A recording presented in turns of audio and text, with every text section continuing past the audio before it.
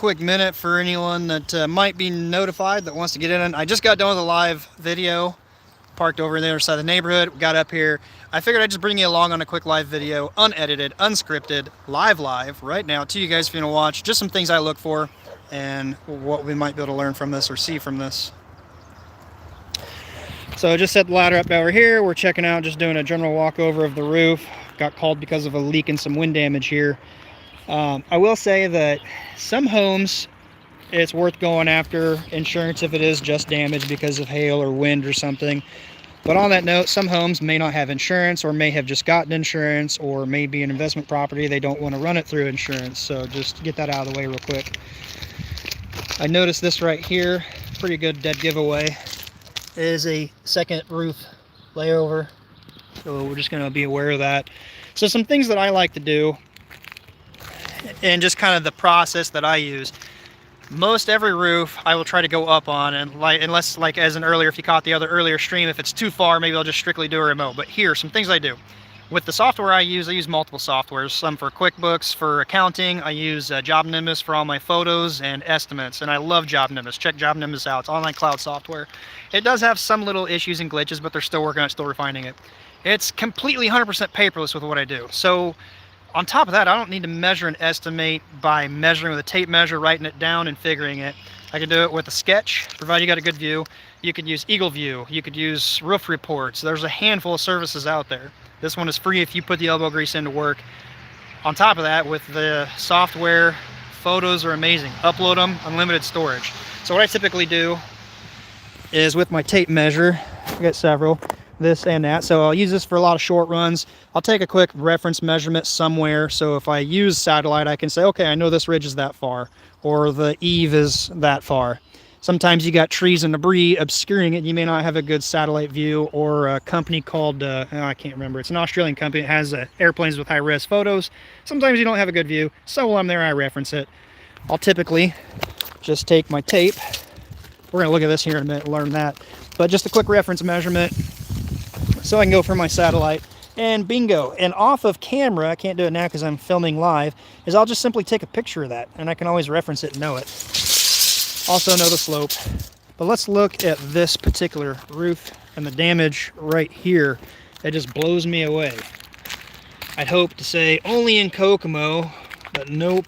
Imagine it happens elsewhere. Do you see anything with this? Do you see the lack of something here? That one has a nail. That is nailed. That is not nailed. No nail. No nails. This isn't some trickery, voodoo magic. There's a nail. It's not nailed. Yeah, there's some nails up here. Consistent. That's an air nailer. So the color of the nails are kind of that yellowish galvanized look. So they shot it on with a nail gun. But again, the nails are way too high. They don't go up here. So if you're watching this, the nails go down here. I hope this is just a small isolated section. But nope, it's everywhere. It's a really bad roof over. So nail placement is huge. Look at that. So let me try to find one that is stuck down. Okay, I'm not going to break it free to split the seal strip, but if you look at how the wind tugs on this, it's sealed to this shingle and it's pulling on that. Where that seal strip is, there should be a nail in that area, not near keyway, and it will keep that pinned down. Over time, what happens is wind ripping on this is eventually going to have the leverage, now the nails are up high, pop them up and pull them through the mat. On top of that, this is a roof over. So I will let the owners of the property know, or in this case, the management of the property. There's various things, and I'm not the insurance specialist, storm restoration guy, but there is wind damage. I'm pretty sure they're going to need to justify how much wind damage, more than a certain percentage, on multiple slopes, or they would slope it out to only recover or only replace this one. Can take some time, but I've heard of little things, little tricks, like if it is a roof over, multi-layer roof, you can't repair it. Technically, not the right way.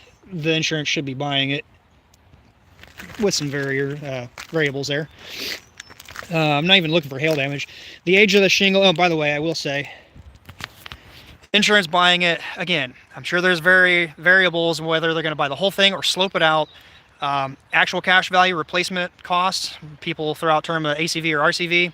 If it's actual cash value, they're going to depreciate it. This is an older shingle. By the time you pay your deductible, you're probably not going to get much. So if you're looking at insurance for your property or doing an insurance review of your insurance policy, I would recommend replacement cost. It's the better insurance. You might pay a little bit more, but it's going to be worth it.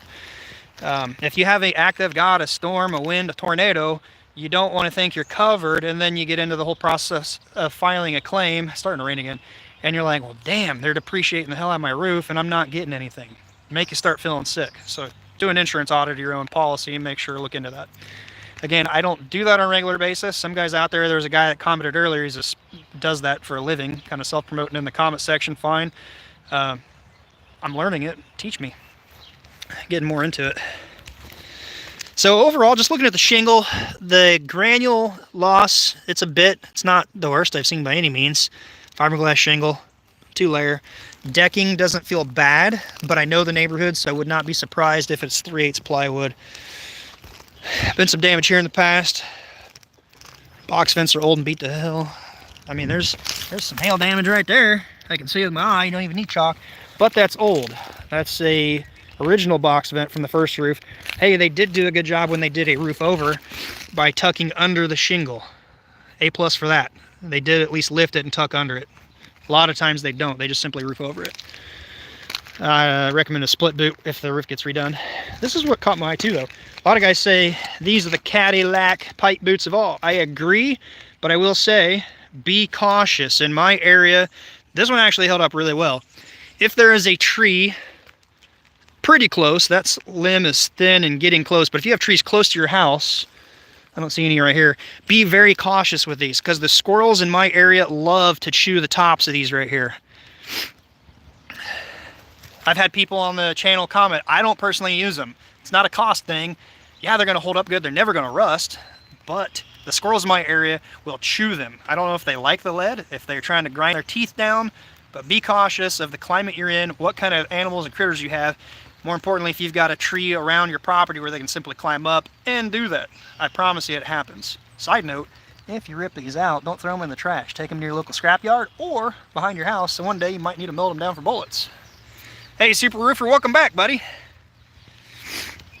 So, yeah, we're going to wrap up pretty quick here. I take my reference measurements, take plenty of photos, make sure everything's good and documented. I will get back with the property owner management people, let them know what I see, recommend they may want to check a claim. But again, it all depends on their policy. I've seen people without even having insurance. Kind of scary, but hey, bad install. In this case, depending upon the adjuster, if they file a claim, may be like, hey, I'm Santa Claus, we're buying this. Just possibility. And in that case, they're going to be happy. I've had some approve like that. I've had people call me and say, hey, I called my insurance company and they approved it. I don't even need to do anything. Just show up and see what the outcome is and get ready to do a roof. Other times, people don't know and you become a hero to them, essentially. I had a guy a year ago call and say, hey, I need a roof repair. I go out there, I'm like, your roof is in bad shape. You need to file a claim. He never ended up using me. That's fine. Some of you guys may be like, no, you need to get him under contract. I'm not all about the dollar. If I can help the guy and he had just damage and he got a new roof, he can choose who he wants. I hope it's me, but if not, no big deal. Hey, not a problem. Really not. It was far away anyway, so not a big deal. All right, we're raining again. I got to get this documented, get the pictures for me, get the measurements, and make a few phone calls, and I'll be heading home for a few. Hopefully, you guys see an upload video of the one I shot earlier this morning. Until next time, be safe. We'll see you then.